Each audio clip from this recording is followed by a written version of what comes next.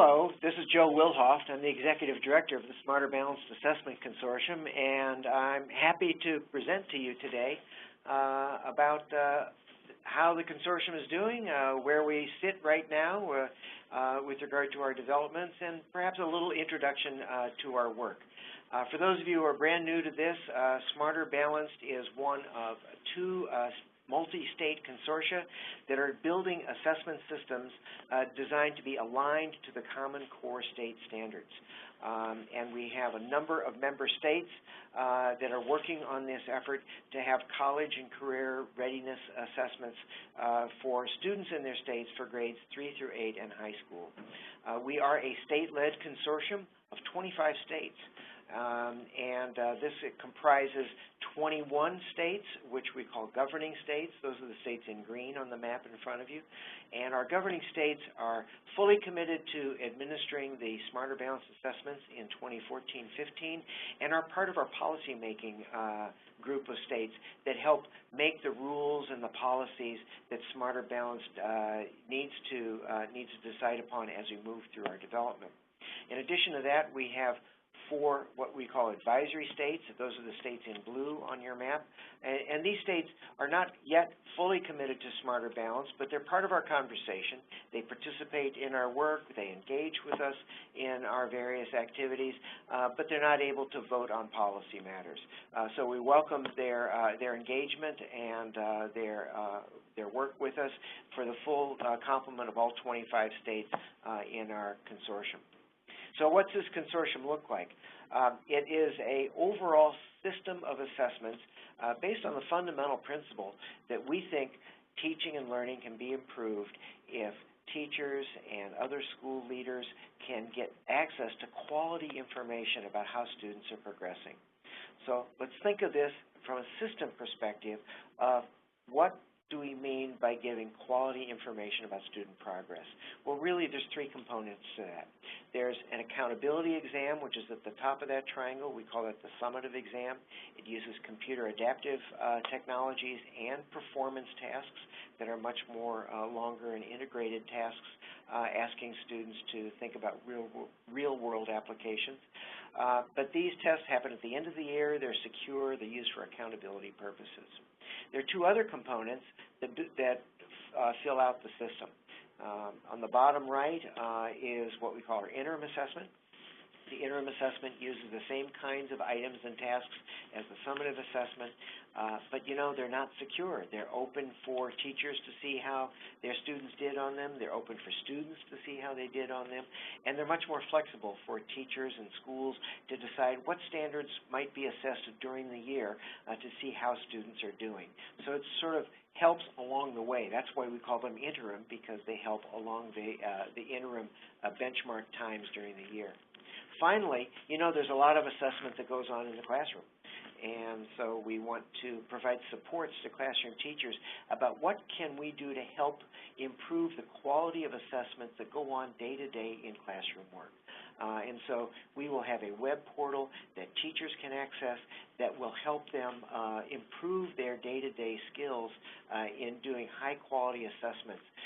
This will include a tool that teachers can use to review the quality of assessments that appear in the end of chapters of their materials that they use in instruction.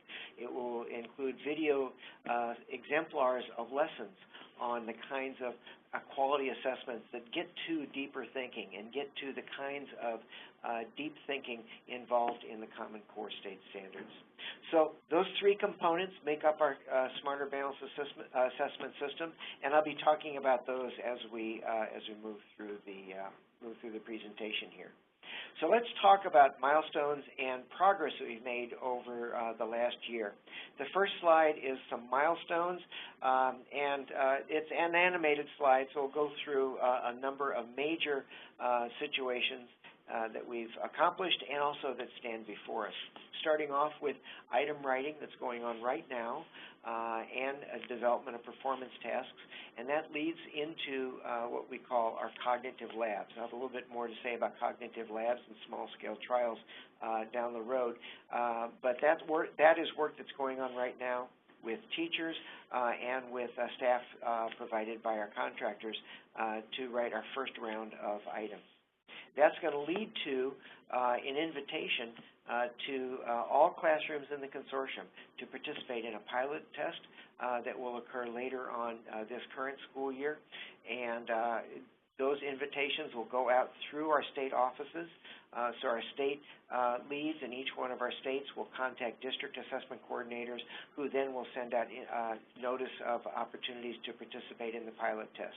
So if you're in a classroom and you're interested in participating in the pilot, be sure to look for a notification about that and volunteer to participate. If you don't get a chance to participate in the pilot test, another round comes up a year later with the field test, where we test the entire 37,000 pool of items and tasks that comprise the interim and the summative assessment system. And that invitation, of course, will go out a year later from now in the early part of the 2013-14 school year. We have a set of educator teams in each one of our member states. These educator teams comprise about 100 teachers per state. Now, some of our larger states, of course, will have a few more teachers than that. Some of our smaller states, perhaps a few fewer. But in general, that's about how many teachers, school leaders, principals, curriculum directors from the district level will form these teams that will guide our work and guide our advice on what should our score reports look like, what should this formative tool that we're building across the internet, would be most helpful for teachers, what's going to work best with pre-service training, what's going to work best with in-service training using the formative tools. So they will really be our deep advisors and really be our standard bearers for Smarter Balanced as we move forward to implementation within our states. We have a collaborative effort with PARC on something called IT readiness. This is a question that we're often asked, is how will this computer readiness come upon us, and how will we get ready for it? Well, we have a tool that's an online tool that schools and districts and states can use to mark their progress towards being fully ready to implement the assessment system when we roll out. And so the graphic here marks a series of different times when we'll be issuing reports about the current state of affairs in schools and districts across the consortium, and the upcoming reports will begin to indicate what the gap analysis is between where you currently are and where you need to be in order to be fully ready. We will be setting performance standards on our assessment. These are what are sometimes referred to as the cut scores. It's a look at the kind of score that you need on the test, how well you need to perform on the test to perhaps be called advanced. How well do you need to perform on the test to be called college and career ready as an 11th grader, so forth and so on. We'll be doing that in August of 2014. So when we begin full implementation of the assessment in 14-15, we know that we're ready to roll. And we'll be verifying that work at the end of the 14-15 school year and at the end of the 15-16 school year. So our planning and our work thinks out beyond the scope of just our development grant, which ends in September 30th, 2014, and moves into implementation starting in the fall of 2014. I'll have a little bit more to say that as we go into the presentation. But this gives you an overview of some major milestones and the work that lies ahead, and can help you kind of orient yourself as to what we have to do here. So I'm now going to start with a series of 6 slides that talks about our progress, and I think the best place to start, quite frankly, is with test design and test development. One of the early pieces of work that we're really quite proud of is the development of our assessment claims. This is a term that isn't really very commonly used, so but in the test development arena, we use it a lot. Assessment claims are statements of what our test will say about students.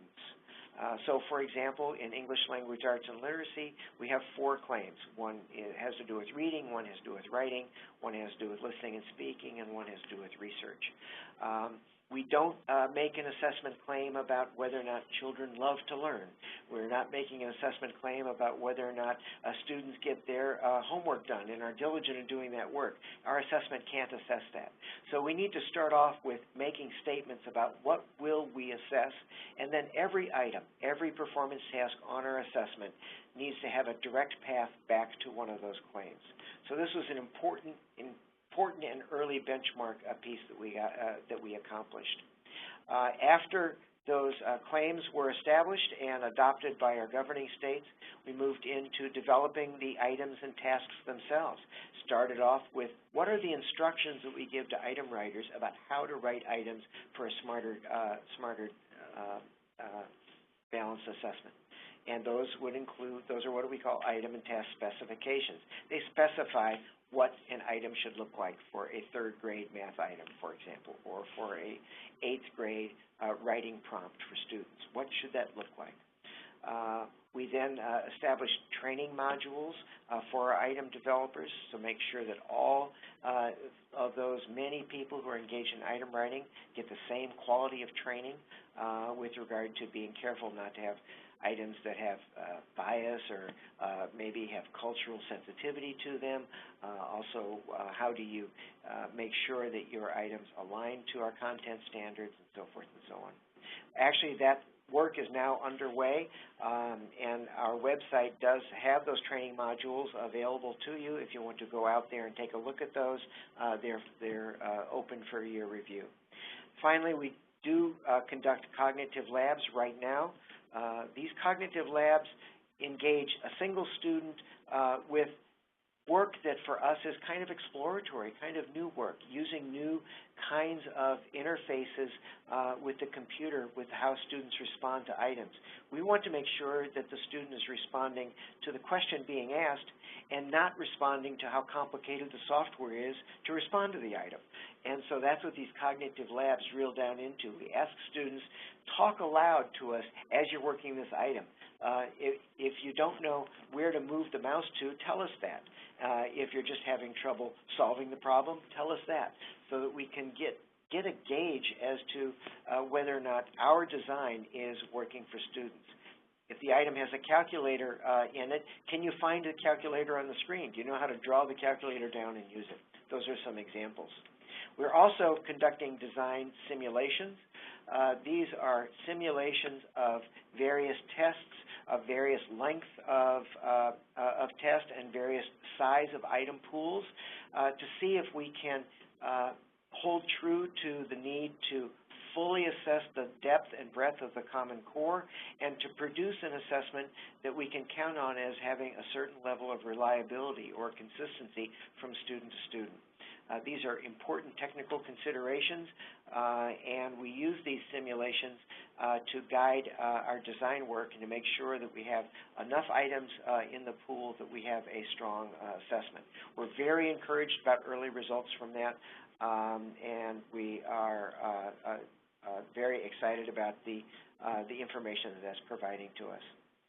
We're working right now on something called achievement level descriptors. These are test descriptors, sort of 1- and 2-sentence descriptions of what it means to be an advanced student on this assessment, what it means to be a proficient student on this assessment, what does it mean to be not quite yet proficient, what are the earmarks that tell us that students are kind of at that level, and what does that mean for a 5th grader versus a 6th grader, or a 6th grader versus the 7th grader?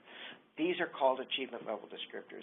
We're starting with working with our higher education partners and our K-12 partners to build draft achievement level descriptors and then a long period of review that we go out to our states and see if we got this right. Does it feel right with regard to describing performance on the Common Core state standards?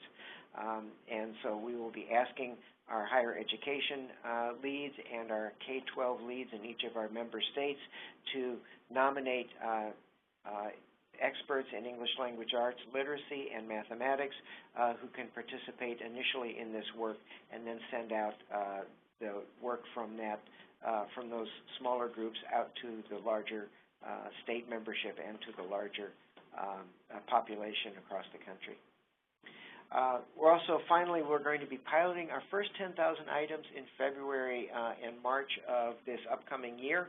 And I've already mentioned that we invite all classrooms in the consortium to participate, and then the full complement of 37,000 items gets field tested in spring of 2014. So as we get engaged with this work, we need to stay focused on the needs of students in special populations. This year we have hired a Director of Support for Underrepresented Students. That is Magda Chia, who has joined our staff team. We're thrilled to have Magda on board, and Magda is facilitating the work of two particular advisory panels. One that is focused on students with disabilities. That advisory panel of about 20 people is chaired by Dr. Martha Thurlow, who is at NCEO, the National Center for Educational Outcomes. We also have an advisory panel for English language learners. That panel is co-chaired by Jamal Abedi at UC Davis and Kenji Hakuda, at Stanford. And both Jamal and Martha sit on our National Technical Advisory Committee, which is a panel of technical advisors across many aspects of the assessment consortium. Martha and Jamal do represent the students with disabilities and English language learner communities on that technical advisory committee, and they serve as a bridge to these more explicit panels that are advising us on design concerns with regard to the assessment. I will say also that Magda's work with special populations includes thinking about just more broadly than just students with disabilities and English language learners. There are students in rural communities, very rural communities, that may not have access to technology like our typical members in the consortium. There are urban youth who may be of very limited means, or even, as I said, among our rural communities. We have some of our member states have very sparse populations, and some of our member states have very large urban centers. These are also potentially underrepresented students who may be at the margins of what we think about as the typical school or the typical school district. So we want to make sure that we address their needs in particular and don't lose that focus. The work with regard to special populations comes down to how do we make sure that this assessment is as accessible as possible to as many students as we can possibly design it. So we think about what is typically thought of as accommodations work as really accessibility and accommodations. We're right now designing a framework to think about that work and sending it out to governing states for approval as an overall framework guiding our thinking in that work. So this is, like many aspects of Smarter Balanced, this is an opportunity to stop and rethink how we design assessments in our states. And this is a great opportunity to do that, and one of many opportunities that Smarter Balanced affords our member states to think about that. I'm going to move on now to thinking about technology and our technology infrastructure. The first thing we had to do when we think about technology is what does this look like? What does the architecture that supports our technology look like?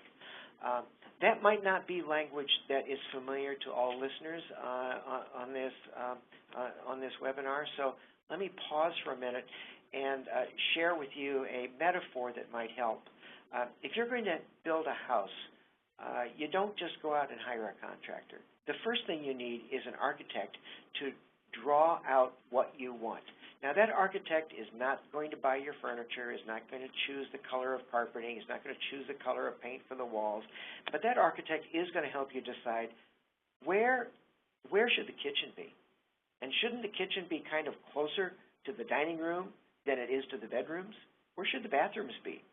Shouldn't they be closer to the bedrooms than to the kitchen? And so how should the plumbing be designed in this house? Where should the electrical outlets be? That's work you ask an architect to do.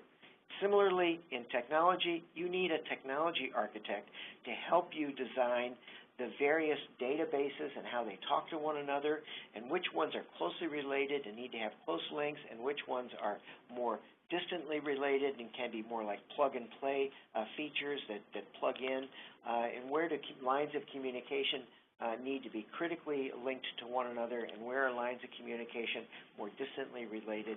This is what a system architecture does in an IT system.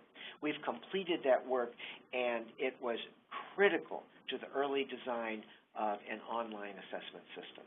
As a matter of fact, it's so important and so dynamic in nature because as we design the system, we learn more about the needs of the system, that we have an architecture review board that keeps track of what's going on with the system architecture and makes recommendations to our governing states about shifts and changes that perhaps we need to implement. We've developed this technology readiness tool in partnership with PARC, and that has gone out as a first round to all of our schools and districts in the consortium, and there are multiple rounds over the course of the life of our project to help schools and districts see where they are with regard to their technology readiness.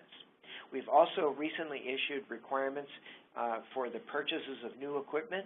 If you're in a school or a district that is about ready to make some purchases, either of computers or laptops or tablets for your students, we now have posted on our website the minimum features that new equipment would have to have in order to be compliant with our assessment system. Early this fall, we'll also be releasing what you'll need to have with regard to equipment you already have on the floor and whether or not it is sufficient to support the assessment system. And finally, as I speak, and this is the middle of August, we are negotiating our contract for the vendor who is going to be building our test engine.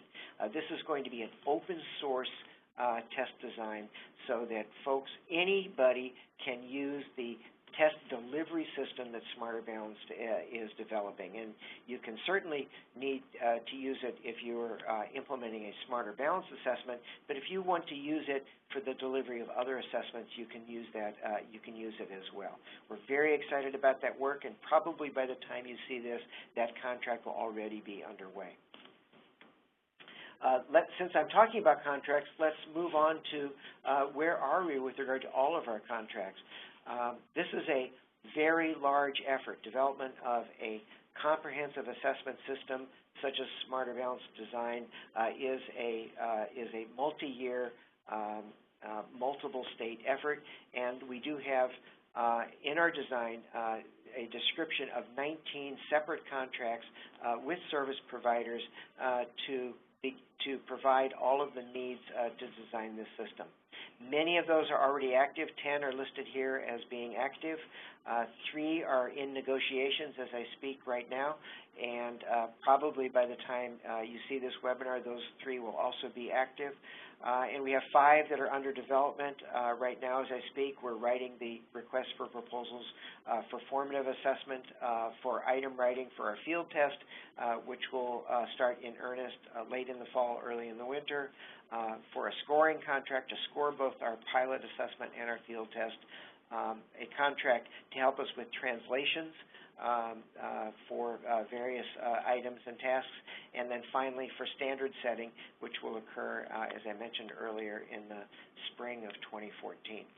So we're well underway with regard to our contract work. We have some contracts that lay in front of us, but I think you can see by this display that things are moving forward and in a way that is very coordinated. Let me talk for a second about collaboration efforts with the other consortium, with the PARC consortium. We're often asked, are the two of you working together on things? And yeah, we are. I mentioned a couple of times already this technology readiness tool. This is a joint contract with Pearson that Smarter Balanced holds the contract with Pearson, but it was developed in collaboration with PARC. We also are collaborating on our achievement level descriptors that I already described in an earlier slide, but we're keeping the lines of communication open between us and PARC so that we are developing achievement level descriptors that have the same flavor to them, if you will, so that parents can be assured that if they move from one state to another, their teachers can talk to one another about how students are doing on these assessments. Score comparability is very important, particularly with regard to 11th grade, for example, that if you're declared to be ready for college work in Park, and if you take the Smarter Balance test, we want to be able to say that you're also college and career ready in Smarter Balance. So that score comparability is critical. And we are collaborating, and one of the ways in which we're collaborating in particular is working with our colleagues at the National Center for Education Statistics in the Department of Education to embed NAEP items and PISA items in our field tests so that we will know where the Smarter Balanced scale is relative to the NAEP and the PISA scale, and Park will also know where their scale is relative to the NAEP and PISA scale, and I think you can see how you can begin to triangulate that data and build some connections so that we know how these tests are performing relative to each other. We're working with Park to have similar accommodations policies so that students with certain types of disabilities would get a certain kind of accommodation, and that should be comparable across the two consortia. That just seems to make common sense. And finally, defining what we mean by what's often called the 1% population, more specifically, are students with significant cognitive disabilities. They are not assessed either in the Park assessment or the Smarter Balance assessment. Separate assessments are being developed for those students by two additional consortia, and we want to make sure that we have a common definition of what we mean when we talk about students who qualify for these distinct assessments across all four consortia so that we're all on the same page. So a lot of collaborative work going on, and it's not just isolated work within Smarter Balance or within Park or the two 1% assessments. Finally, what are we currently working on? A big topic of discussion right now is sustainability. And it's really sustainability and transition and implementation. How do we move from the development work we're doing right now, developing new assessments, how do we move from that work into handing this work over to states and continuing to support states to implement the Smarter Balance assessment, helping with technical support on, for example, the help desk. As the phone rings, we need to have somebody answer the phone. How do we help guide states with regard to what questions do they ask of the contractor that they may be contracting with to actually deliver the Smarter Balance assessment? And how do we support our states in that transition time? So that's what we mean when we talk about sustainability. We have a task force that's working on that, and we're also working in conjunction with CCSSO and the National Governors Association to see if we can coordinate our efforts and their efforts with regard to sustaining the work of the Common Core State Standards, and we're also collaborating with Park with regard to should the business model for Smarter Balanced and the business model for Park, at least we should know what we're doing and how we're structuring ourselves so we can communicate well with our states and hold true to the notion that we share with Park, that we share with the Governors Association, that we share with the Chief State School Officers Organization, that this entire effort is state-led, that we want to make sure that states have choice and continue to have choice about what they want to do with their assessment programs. We have a proficiency-based learning task force. We're very excited about this work. The Smarter Balance design that uses computer adaptive testing is such a natural for assessing how students are progressing against standards. And that just lends itself right into this new and exciting field of proficiency-based learning and keeping track of where students are as they move through their grade level and across years. And so this task force is exploring connections that we have between ourselves and the proficiency-based learning perspective, and do we need to or can we have flexibilities in our design that can support that exciting work.